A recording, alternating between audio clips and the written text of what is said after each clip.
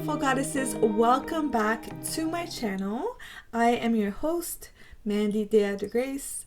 I am a Reiki practitioner, a wellness lover, and a spiritual seeker.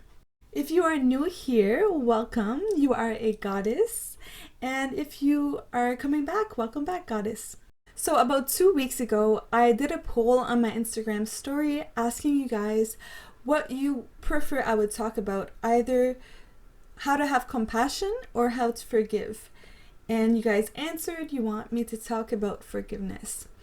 I'm going to be honest with you guys, this is the second time that I try to film this video because it is such a heavy topic and I want to make sure that I convey my message properly. That being said, if you are a human being, and I'm assuming you are, you're going to be able to relate to this video to a certain extent.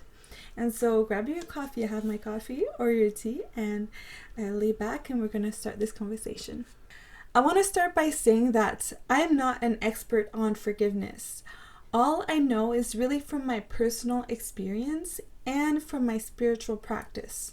In my spiritual practice, we learn that as human beings, the highest spiritual practice that we can have is gratitude, but the most difficult spiritual lesson we learn is forgiveness. Some spiritual teachers will even say that the whole point of the human experience is learning how to forgive and to love unconditionally.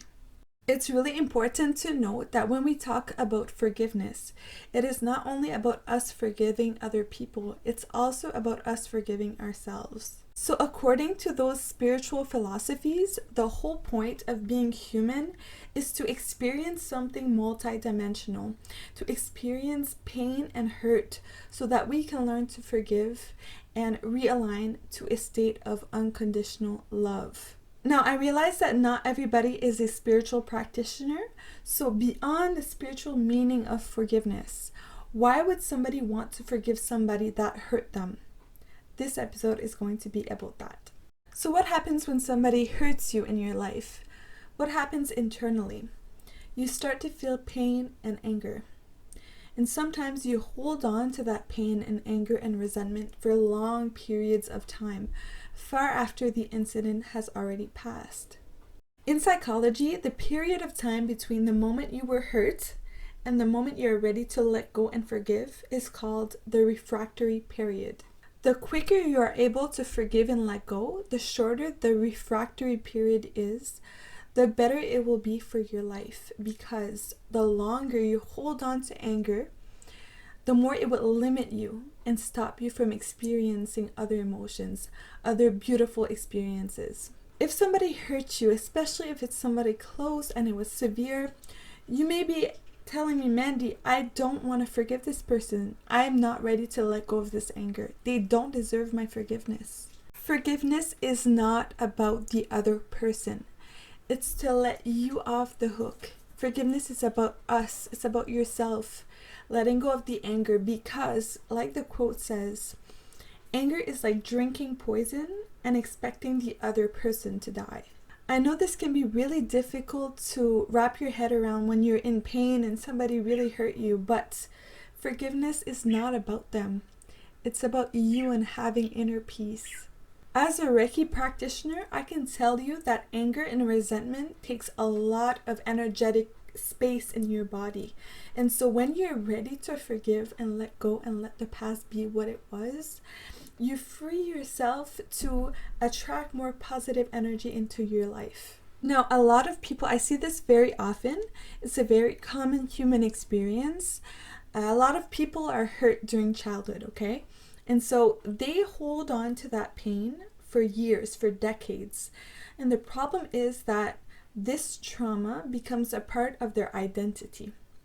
Now, what I believe is that what happened to you, what happened to me, what happened to other people is not our fault, but it is our responsibility to heal ourselves. So I'm going to give you guys a personal example so that you can really understand what I'm trying to say. When I was 14, 15 years old, I was severely bullied in high school. I've since then forgiven that past, forgiven those people, and healed myself from that pain. And thank God, because I would not be able to show up like this for you guys if I was always scared of being intimidated and hated by others, especially online where there's so many strangers that have access to me. Now, the good thing about this is that there's always a spiritual lesson to be learned through our trauma. For example, I learned how to have more compassion, to be really mindful about how I speak of others, especially when they're not there. Before we learn how to forgive others, a lot of people get stuck in the revenge cycle. For example, somebody hurts me, so I want to hurt them. Then when I hurt them, they try to hurt me again. And it just goes on and on in this cycle of an eye for an eye leaves the world blind.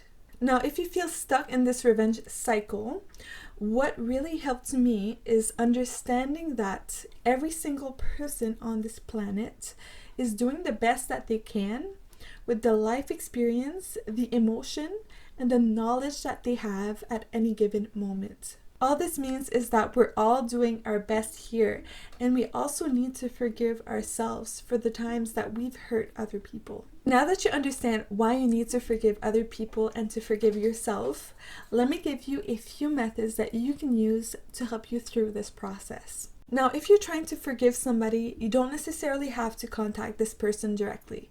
Remember, forgiveness is not about them, it's about you. So one very helpful tip that I have learned throughout my spiritual journey is the higher self-talk. I learned this from one of my mentors, and it helps a lot. So basically what you're doing is you're visualizing yourself speaking to this person's soul. So what you're going to do, you're going to visualize this person's soul in front of you. And either in your mind or out loud in a private space, you pour your heart out. You tell them exactly how you feel and how they hurt you. And at the very end of this, you need to forgive them. Not for them, for your own well-being. Another very powerful method that you can use is writing a letter. So basically, you write a letter to the person that hurt you, and you explain to them how you feel, how they hurt you. At the very end, you make sure to forgive them. And you don't necessarily have to give this letter to that person. You can simply write it and pretend that they're going to read it, and then rip it out, burn it, so that symbolizes you letting go of the pain. If you're trying to forgive yourself for hurting somebody else, I would actually encourage you to contact this person so that you can truly apologize and atone for your mistakes. Doesn't matter how long ago it's been, maybe they've already forgiven you for that incident, but you'll feel so much better if you reach out and apologize. Now, if you're unable to contact this person or you're simply not ready to talk to them, one powerful way of forgiving yourself is using the Ho'oponopono prayer. So the way it goes is, I love you, I'm sorry, please forgive me, thank you. You repeat this mantra over and over again, thinking about the person that you are apologizing to. Alright, so that pretty much covers everything I know about forgiveness. Again, I'm not an expert, it's just simply things that I picked up along the way. I hope this was helpful. Please let me know if you have any questions about anything I spoke about in this video. And remember that you deserve forgiveness. You deserve to let go of anger or let go of guilt. Thank you so much for all of you beautiful goddesses for watching. Sending you all of the love, all of the light, and the Reiki energy.